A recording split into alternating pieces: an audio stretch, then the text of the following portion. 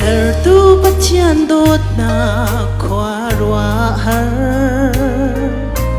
Ser mi nung tungi adot na Kan phut lâu kan tok lâu adot na Man ngay bikin a châu tu kan siye Sertu pachian dot na avel hi Leile vana si may bang in an ize Soal ngay thiam nak thôi nak biak thangi Van bo Giêsu vai lam makhin pachian mui sam alang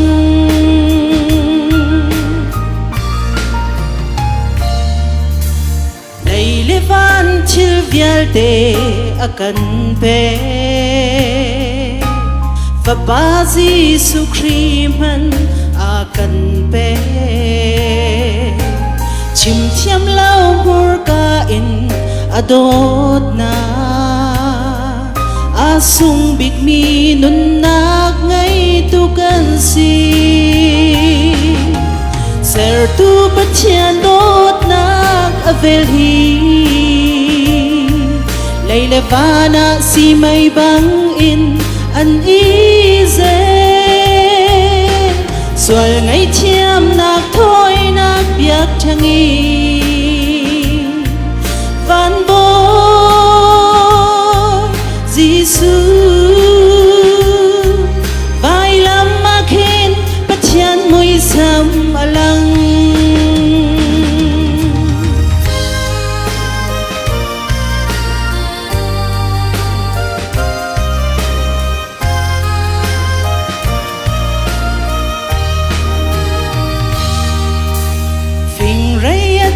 Dinh khoa treo đô đê Tha giam thar nung đam min cần thăng y